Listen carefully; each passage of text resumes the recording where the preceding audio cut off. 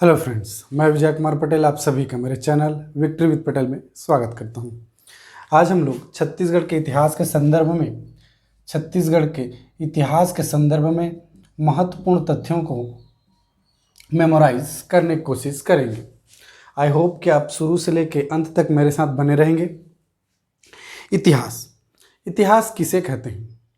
अगर देखा जाए तो पूर्व में घटित घटनाओं को इतिहास देखें तो पूर्व में घटित घटनाओं का क्रमबद्ध अध्ययन ही इतिहास कहलाता है। जो भी चीज़ें हमारे भूतकाल में घटित हो चुकी हैं, पूर्व में घटित घटनाओं का क्रमबद्ध अध्ययन ही इतिहास कहलाता है। छत्तीसगढ़ के इतिहास को हम लोग 3 भागों में बांटकर अध्ययन करेंगे, जिसमें अगर देखा जाए तो सबसे पहला प्रागैतिहासिक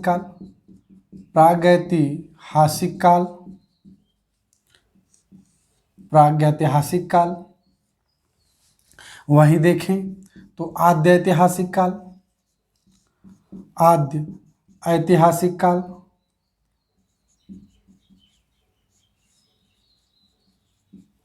और तीसरा ऐतिहासिक काल। तो आइए जानते हैं इस कालखंड को हम लोग कैसे डिफाइन करेंगे। प्रागैतिहासिक काल, pre historic age, proto historic age और हिस्टोरिक एज। प्रागैतिहासिक काल की अगर बात करें तो इतिहास के कालखंड का वह हिस्सा जिसका कोई लिखित साक्ष्य हमें प्राप्त नहीं है। इतिहास के कालखंड का वह हिस्सा जिसका कोई लिखित साक्ष्य हमें प्राप्त नहीं है, अपितु इसका लिखित साक्ष्य प्राप्त नहीं है, मगर इस कालखंड में मानव जीवन अस्तित्व में था।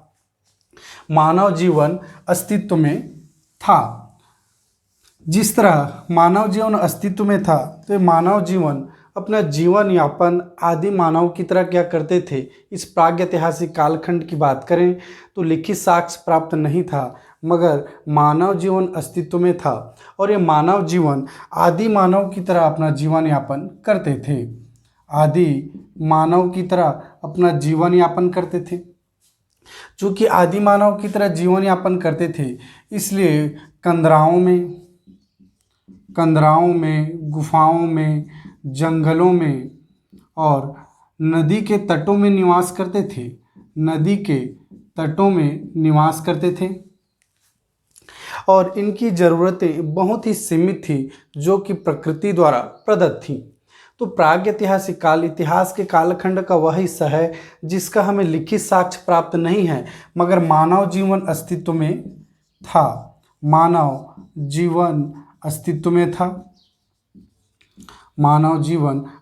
में था और इस तरह इस कालखंड में मानव आदि मानव की तरह अपना जीवन यापन करते थे।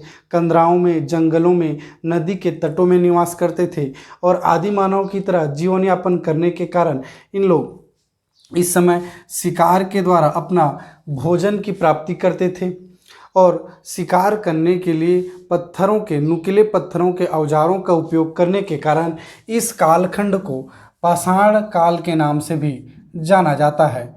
पाषाण काल के नाम से भी जाना जाता है। तो इस तरह से प्रागैतिहासिक काल को पाषाण काल के नाम से भी जाना जाता है, क्योंकि इस कालखंड में शिकार करने के लिए, मानव जीवन अस्तित्व में रहने के लिए पत्थरों के नुकीले औजार के रूप में शिकार के लिए लोग प्रयोग करते थे।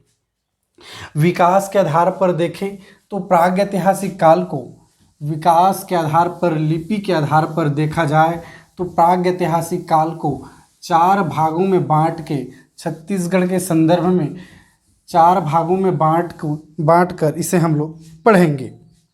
अगर देखा जाए तो पूर्व पाषाण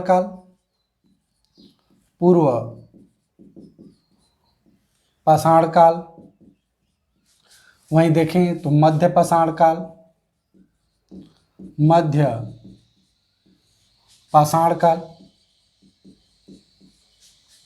उत्तर पाषाण काल, उत्तर पाषाण काल और साथ ही साथ नव पाषाण काल,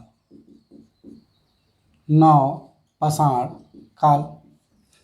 प्रागैतिहासिक काल को हम लोग 4 भागों में बांटकर देखेंगे। लिपि के आधार पर प्रागैतिहासिक काल को 4 भागों में बांटा गया है, जिसमें पूर्व पाषाण काल, मध्य पाषाण काल, उत्तर पाषाण काल और नव पाषाण काल में रखा गया है।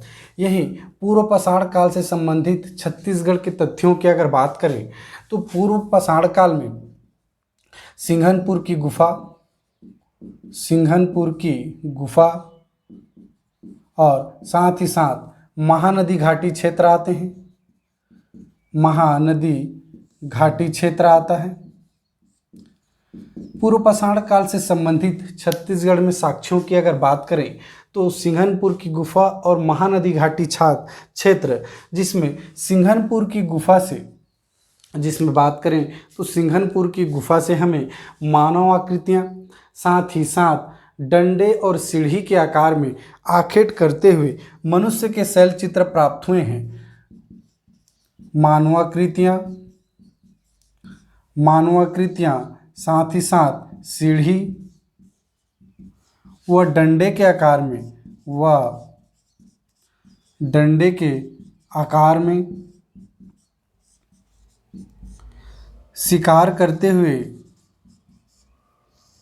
शिकार करते हुए मनुष्य के शैल चित्र हमें प्राप्त हुए हैं। इस तरह से पूर्व पाषाण काल की बात करें तो सिंघनपुर की गुफा से मानवाकृतियाँ सीढ़ी व डंडे के आकार में शिकार करते हुए, आखेट करते हुए मनुष्य के शैल चित्र प्राप्त हुए हैं। साथ ही साथ मध्य पाषाण काल से संबंधित साक्ष्यों की अगर बात करें तो छत्तीसगढ़ में कबरा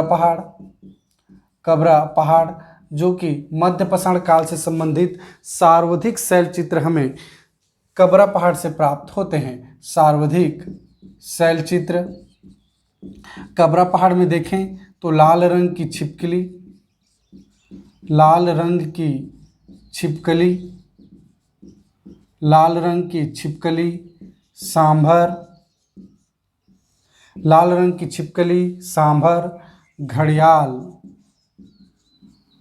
और कुल्हाड़ी के शैल चित्र प्राप्त हुए हैं। कुल्हाड़ी की शैल चित्र प्राप्त हुए हैं। साथ ही साथ देखें तो मध्य पाषाण काल से संबंधित लंबे फलक के औजार भी प्राप्त हुए हैं। लंबे फलक के औजार, लंबे फलक के औजार, लंबे फलक के औजार, लंबे फलक के औजार, मध्य पाषाण काल से संबंधित लंबे फलक के औजार, लघु पाषाण औजार। इस तरह से कबरा पहाड़ में सर्वाधिक शैल चित्र प्राप्त हुए हैं जो कि मध्य पाषाण काल से संबंधित साक्ष्यों को प्रदर्शित करते हैं, जिसमें प्रमुख रूप से देखा जाए तो लाल रंग की छिपकली, सांभर, घड़ियाल, कुल्हाड़ी की शैल चित्र प्राप्त हुए हैं। आगे इसी क्रम में देखें तो उत्तर पाषाण काल से संबंधित साक्ष्यों में बात करें तो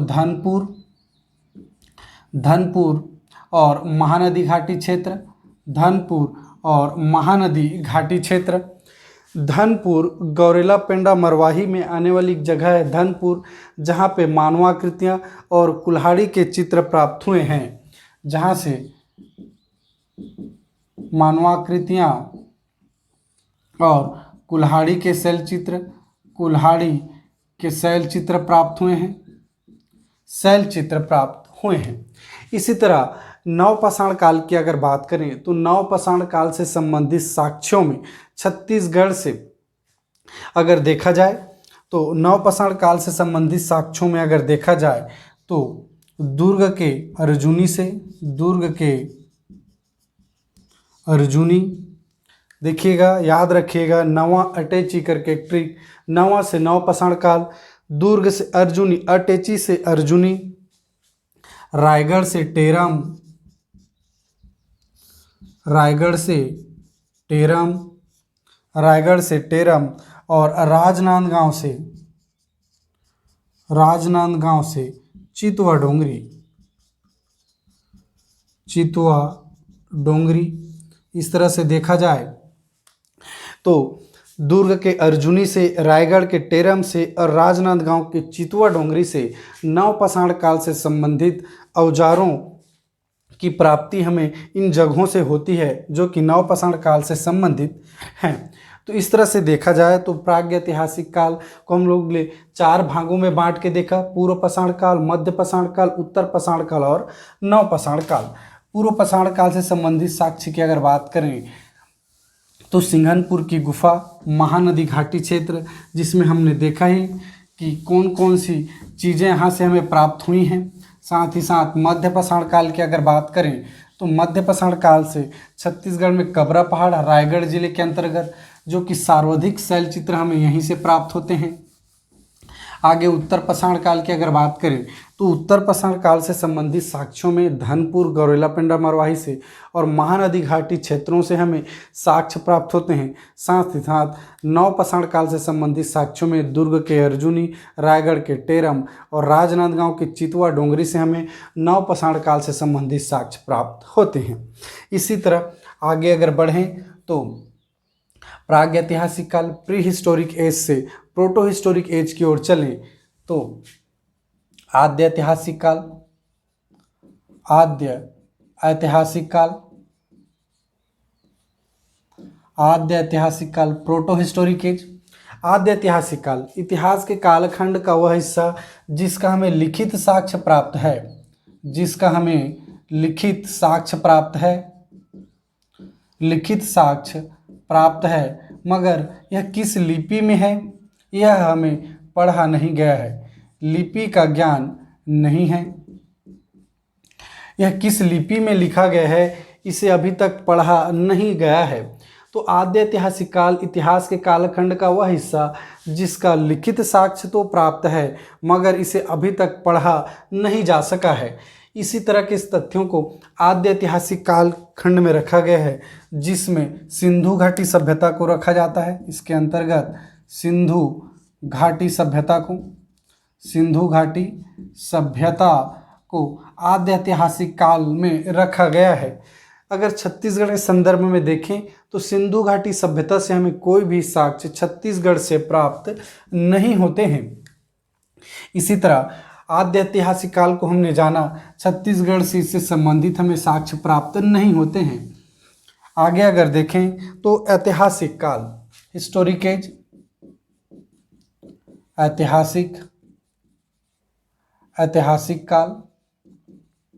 ऐतिहासिक काल की अगर बात करें तो ऐतिहासिक काल खंड में आद्य ऐतिहासिक काल के बाद का जो कालखंड है वह ऐतिहासिक काल कहलाता है। इसमें हम लोग छत्तीसगढ़ को 3 भागों में बांट कर देखेंगे, जिसमें अगर बात करें तो प्राचीन छत्तीसगढ़ का इतिहास, प्राचीन छत्तीसगढ़ का इतिहास, प्राचीन छत्तीसगढ़ का इतिहास, मध्यकालीन छत्तीसगढ़ का इतिहास, मध्यकालीन छत्तीसगढ़ का इतिहास, साथ ही साथ आधुनिक छत्तीसगढ़ का इतिहास, आधुनिक छत्तीसगढ़ का इतिहास। इस तरह से सिंधु घाटी सभ्यता के बाद का आद्य ऐतिहासिक कालखंड के बाद का काल ऐतिहासिक कालखंड के अंतर्गत आता है, जिसे हम लोग 3 भागों में बांट कर देखेंगे, प्राचीन छत्तीसगढ़ का इतिहास, मध्यकालीन छत्तीसगढ़ का इतिहास और आधुनिक छत्तीसगढ़ का इतिहास। इसी में अगर हम लोग देखें तो प्राचीन छत्तीसगढ़ के इतिहास में, प्राचीन छत्तीसगढ़ का इतिहास में किन किन चीज़ों को इसके अंतर्गत हम लोग रखते हैं, इन चीज़ों को आप याद रखिएगा, याद रखेंगे तथ्यों को मेमोराइज करने में इजी होगी। वैदिक काल इसी के अंतर्गत हम लोग देखेंगे। वैदिक काल की अगर बात करें तो ऋग्वैदिक काल और साथ ही साथ उत्तर वैदिक काल। आगे अगर बात करें तो रामायण, महाभारत, इन चीज़ों को हम लोग देखेंगे। रामायण, महाभारत, महाजनपद और इसी के अंतर्गत देखेंगे इसी समय बौद्ध धर्म और जैन धर्म को। बौद्ध धर्म और जैन धर्म, बौद्ध धर्म और जैन धर्म से रिलेटेड तथ्यों को छत्तीसगढ़ के संदर्भ में देखेंगे। इसी तरह आगे देखें तो मौर्य काल, मौर्य काल, इसके लिए मैंने ऐसे ही एक ट्रिक बना के रखा था, मौसा कु मेवा, जिसमें अगर देखें तो मौ से मौर्य काल, सा से सातवाहन काल, सातवाहन काल, कु से कुषाण काल, कुषाण काल, मे से मेघवंश और व से वाकटक वंश। वाकटक वंश आपको अच्छा लगे तो इस क्रम में पहले इसको याद रखिएगा, और नहीं होता है तो कोई दिक्कत नहीं। साथ ही साथ इसके बाद अगर प्राचीन छत्तीसगढ़ के इतिहास में हम लोग बांटना चाहें तो और भी इसको हम लोग देखेंगे, जिसमें इसके बाद आएगा गुप्त काल। गुप्त काल, गुप्त काल के बाद स्थानीय राजवंश की अगर बात करें, यहीं से स्थानीय राजवंश की अगर बात करें, स्थानीय राजवंश में हम लोग देखेंगे राजश्री तुल्य कुलवंश, राजर्षि तुल्य कुलवंश, राजर्षि तुल्य कुलवंश, साथ ही साथ सरपुरीय वंश, सरपुरीय वंश, नल वंश, गुप्त वंश, नल वंश, पांडुवंश, सॉरी, नल वंश, पांडुवंश, नल वंश, पांडुवंश। इसी तरह से वन बाय वन करते हुए इन तथ्यों को हम लोग देखते चले जाएंगे। तो आइए आप हम लोग आगे बढ़ें। यह क्रम, यह इन तथ्यों को याद रखिएगा कि प्राचीन छत्तीसगढ़ के इतिहास के अंतर्गत किन किन तथ्यों को हम लोग देखेंगे। जैसे वैदिक काल के अंतर्गत ऋग्वैदिक काल, उत्तर वैदिक काल, रामायण, महाभारत, महाजनपद, बौद्ध और जैन धर्म, मौर्य काल, सातवाहन काल, कुषाण काल, मेघवंश और वाकटक वंश। गुप्त काल, स्थानीय राजवंश के अंतर्गत राजर्षि तुल्य कुलवंश, सरपुरी वंश, नल वंश, पांडुवंश। इन तरह के इन सभी तथ्यों को हम लोग वन बाय वन करते हुए देखते चले जाएंगे। यह याद है कि किसको हमने किस कालखंड में रखा हुआ है, तो हमें तथ्यों को मेमोराइज करने में आसानी होगी। तो आइए देखें, वैदिक युग के अंतर्गत हमने देखा था ऋग्वैदिक काल, ऋग्वैदिक काल, ऋग्वैदिक काल। ऋग्वैदिक काल में अगर देखें तो 1500 से 1000 ईसा पूर्व के बीच में इस कालखंड को रखा गया है। और इस समय आर्यों का विस्तार दक्षिण की ओर न होने के कारण, आर्यों का विस्तार दक्षिण के क्षेत्र में नहीं होने के कारण छत्तीसगढ़ से संबंधित हमें साक्ष्य प्राप्त नहीं होते हैं। ऋग्वैदिक काल, इस काल में ही ऋग्वेद की रचना होने के कारण इसे ऋग्वैदिक काल कहा गया है। इसी के कालखंड में ऋग्वेद की रचना होने के कारण इस कालखंड को ऋग्वैदिक काल के नाम से जानते हैं। और आर्यों का विस्तार इस समय छत्तीसगढ़ दक्षिण के साइड नहीं होने के कारण छत्तीसगढ़ से संबंधित हमें इनसे साक्ष्य प्राप्त नहीं होते हैं। इसी में देखें उत्तर वैदिक काल, उत्तर वैदिक काल की बात करें तो अब आर्यों का विस्तार, इस समय आर्यों का विस्तार दक्षिण क्षेत्र में होने लगा था, जिसकी अगर बात करें हम लोग देखें तो कुछ तथ्य हमें मिलता है। इस सतपथ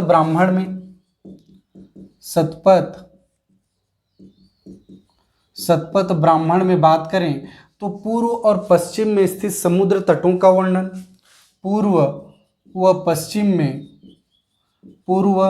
पश्चिम में स्थित समुद्र तटों का वर्णन, समुद्र तटों का वर्णन, साथ ही साथ कौशितकी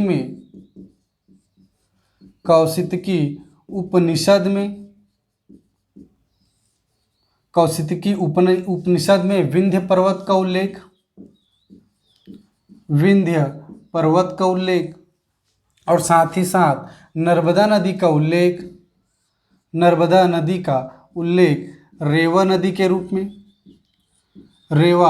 के रूप में हुआ है। इस तरह से कह सकते हैं कि उत्तर वैदिक काल में आर्यों का विस्तार दक्षिण की ओर हुआ था, और जैसे कि कौशितकी उपनिषद में विंध्य पर्वत का उल्लेख, नर्मदा नदी को रेवा नदी के रूप में उल्लेख और शतपथ ब्राह्मण में पूर्व और पश्चिम में स्थित समुद्र तटों का उल्लेख होने के कारण छत्तीसगढ़ से संबंधित साक्ष्य यहाँ से प्राप्त हुए हैं। इस तरह से हमने देखा कि ऋग्वैदिक काल, उत्तर वैदिक काल, इसके कालखंड की अगर बात करें तो 1000 से 600 ईसा पूर्व के बीच में उत्तर वैदिक काल के अंतर्गत हमने देखा कि नर्मदा नदी का उल्लेख रेवा नदी के रूप में, कौशितकी उपनिषद का में विंध्य पर्वत का उल्लेख होना इस तथ्य को बतलाता है कि आर्यों का विस्तार दक्षिण की ओर होने के साथ साथ ही छत्तीसगढ़ से संबंधित साक्ष्य हमें यहाँ से प्राप्त होते हैं। आगे इसी क्रम में अगर देखें तो रामायण काल की अगर बात करें तो इस कालखंड में छत्तीसगढ़ को दक्षिण कोसल के नाम से जाना जाता था। छत्तीसगढ़ को दक्षिण कोसल के नाम से और साथ ही साथ बस्तर क्षेत्र को दक्षिण छत्तीसगढ़ या बस्तर को हम लोग दंडकारण्य के नाम से जाना जाता था। रामायण काल की अगर बात करें तो छत्तीसगढ़ को दक्षिण कोसल और बस्तर को दंडकारण्य के नाम से जाना जाता था। इस समय दक्षिण कोसल के राजा भानुमंत की पुत्री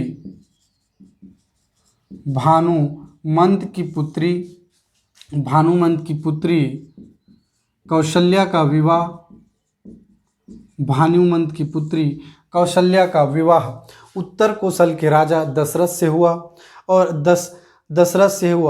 साथ ही साथ भानुमंत का कोई उत्तराधिकारी नहीं होने के कारण ये दक्षिण कोसल का राजपाट राजा दशरथ को ही मिला। इस तरह से दक्षिण कोसल, छत्तीसगढ़ को रामायण काल में हम लोग दक्षिण कोसल के नाम से, बस्तर को दंडकारण्य के नाम से जानते हैं। इनसे संबंधित साक्ष्यों की बात करें तो दक्षिण कोसल के राजा भानुमंत की पुत्री कौशल्या का विवाह उत्तर कोसल के राजा दशरथ से होने के कारण और भानुमंत के कोई उत्तराधिकारी नहीं होने के कारण दक्षिण कोसल का राजपाट राजा दशरथ को ही मिला। इसी तरह छत्तीसगढ़ में रामायण काल से संबंधित साक्ष्यों की अगर बात करें तो अपर पार्ट से छत्तीसगढ़ की याद करें तो हमने देखा ही था कोरिया जिले के अंतर्गत भरतपुर जनकपुर में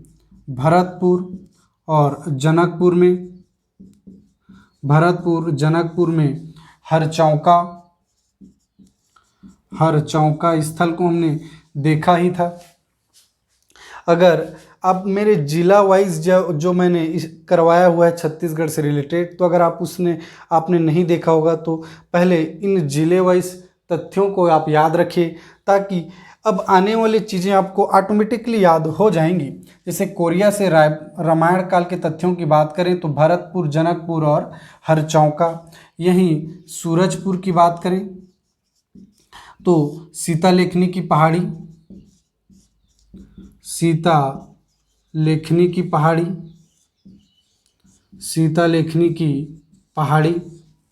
आगे चले जाएं सरगुजा के अंतर्गत अगर देखें तो रामगढ़ की पहाड़ी।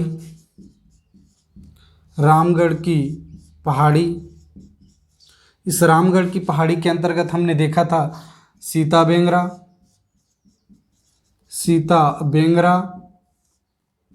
लक्ष्मण बेंगरा, सीता बेंगरा, लक्ष्मण बेंगरा और जोगी माड़ा की गुफा, जोगी मारा की गुफा। तो इस तरह से हमने रामायण काल से संबंधित तथ्यों को अगर देखें तो कोरिया से हमने देखा ही था भरतपुर जनकपुर, जो कि राजा भरत और राजा जनक के नाम पे भरतपुर जनकपुर पड़ा। और आगे तथ्यों को अगर देखें तो सूरजपुर में सीता लेखनी की पहाड़ी, पीएससी आयोग के द्वारा ये पूछा भी गया है एक बार कि सीता लेखनी की पहाड़ी कहाँ स्थित है, तो सूरजपुर में। साथ ही साथ देखें तो सरगुजा में रामायण काल स्थल में रामगढ़ की पहाड़ी में सीता लेखनी की, सीता बेंगरा, लक्ष्मण बेंगरा और जोगी मारा की गुफा। इसी क्रम में अगर आगे बढ़ें तो रायगढ़ जिले में हमने देखा था, रायगढ़ जिले में हमने देखा था राम झरना, राम झरना। इसी के साथ अगर आगे बढ़ें तो जांजगीर चांपा में, जांजगीर चांपा जिला की अगर बात करें तो सिवरी नारायण में माता सबरी का आश्रम, जहाँ पे राम भगवान माता सबरी के जूठे बेर खाए थे। वहीं अगर बात करें तो खौर और दूषण का वध करने के कारण इस जगह का नाम खरौद पड़ा। विस्तृत रूप से हमने देखा था दोनों जगहों को जांजगीर चांपा में। आगे अगर बात करें बलौदा बाजार तो तुरतुरिया, जहाँ पे वाल्मीकि ऋषि का आश्रम और लव कुश के जन्म स्थली के रूप में हमने इसको देखा था, लव कुश की जन्म स्थली के रूप में हमने इस जगहों को विस्तृत रूप से देखा था। इसी क्रम में आगे बढ़ते जाएं बलौदा बाजार के बाद देखें तो धमतरी में हमने देखा था श्रृंगेरी पर्वत, जहाँ श्रृंग ऋषि का आश्रम था। इसी क्रम में देखें तो कांकेर के अंतर्गत पंचवटी, हमारे छत्तीसगढ़ के इतिहासकारों का मानना है कि यही पंचवटी है जहाँ से माता सीता का अपहरण हुआ था। इसी क्रम में अब दंडकारण्य क्षेत्र की बात करें तो बस्तर क्षेत्रों में कुटुम्बसर की गुफा, जो कि कुटुम्बसर की गुफा के अंदर का शिवलिंग इस बात का प्रतीक है कि भगवान लक्ष्मण और राम ने कुछ समय दंडकारण्य क्षेत्र में बिताए थे और यहाँ पे पूजा आराधना किए थे। तो इस तरह से हमने देखा कि रामायण काल से संबंधित साक्ष्य छत्तीसगढ़ में किन किन जगहों से है। अगर जिला वाइज अध्ययन अगर आप कर चुके होंगे तो ये तथ्यों को याद करने में आप कोई भी प्रॉब्लम नहीं होगी। तो हमने देखा रामायण काल से संबंधित साक्ष्यों को किस तरह से हमने 1 बाय 1 मेमोराइज किया, छत्तीसगढ़ में इनसे संबंधित साक्ष्यों को देखा। तो इतिहास में हम लोग 1 बाय 1 करते हुए आगे बढ़ते चले जाएंगे। इसी कालखंड में अगर हम लोग देखें महाभारत काल की अगर बात करें तो इस कालखंड में भी छत्तीसगढ़ को प्राग कौशल के नाम से और बस्तर, इसी तरह देखें तो छत्तीसगढ़ को प्राग कौशल और बस्तर को कांतार के नाम से जानते थे और बस्तर को कांतार के नाम से जानते थे। महाभारत कालीन छत्तीसगढ़ से संबंधित साक्ष्यों को अगर देखें तो हम लोग देखेंगे खल्लारी, जिसका प्राचीन नाम की अगर बात करें तो खलवाटिका, प्राचीन नाम की अगर बात करें तो खलवाटिका। देखिए ये प्राचीन नामों को अगर हम लोग देखते चले जाएं, प्राचीन नाम और जिला की अगर बात करें तो खल्लारी महासमुंद जिला के अंतर्गत और अगर साक्ष्यों की अगर बात करें, साक्ष्य अगर देखें तो खल्लारी, जिसका प्राचीन नाम खलवाटिका, महासमुंद जिले के अंतर्गत महाभारत कालीन लाक्षागृह के साक्ष्य यहाँ से मिले हैं, लाक्षागृह के साक्ष्य यहाँ से मिले हैं, जो कि 5 पांडवों को मारने के लिए लाख के द्वारा निर्मित घर लाख के द्वारा निर्मित गृह को लाक्षा गृह के नाम से जानते हैं। इसी तरह अगर देखें तो सिरपुर, इसी तरह अगर सिरपुर देखें इसका प्राचीन नाम चित्रांगदपुर। अर्जुन और चित्रांगदा के पुत्र भब्रुवाहन, अर्जुन और चित्रांगदा के पुत्र भब्रुवाहन की राजधानी थी भब्रुवाहन। अर्जुन और चित्रांगदा के पुत्र भब्रुवाहन की राजधानी से संबंधित है। इसी तरह देखें तो आरंग, प्राचीन नाम भांडेर। जिला की अगर बात करें तो रायपुर जिला के अंतर्गत। यहाँ से ताम्रध्वज, मोरध्वज की राजधानी, मोरध्वज की राजधानी आरंग से है, जिन्होंने महाभारत कालीन युद्ध में भाग लिया था। इसी तरह अन्य तथ्यों की अगर बात करें तो रतनपुर, रतनपुर जिसका प्राचीन नाम मणिपुर था और हमने विस्तृत रूप से देखा था अलग अलग कालखंडों में से अलग अलग नामों से जाना गया है। बिलासपुर जिले के अंतर्गत और ये ताम्रध्वज की राजधानी थी, ताम्रध्वज की राजधानी थी। इस तरह से छत्तीसगढ़ में महाभारत कालीन अलग अलग साक्ष्यों की अगर बात करें तो हमने देखा खल्लारी से लाक्षागृह के साक्ष्य, सिरपुर से भब्रुवाहन की राजधानी, आरंग से मोरध्वज की राजधानी, रतनपुर से ताम्रध्वज की राजधानी के साक्ष्य हमें प्राप्त होते हैं। इसी तरह क्रम में हम लोग आगे बढ़ते चले जाएंगे। अगर यह वीडियो आपको अच्छा लगा हो तो वीडियो को लाइक कीजिए, कमेंट कीजिए, शेयर कीजिए और अगर आप पहली बार मेरे चैनल पे हैं तो चैनल को सब्सक्राइब कर बेल आइकन को दबाना बिल्कुल ना भूलें। Thank you.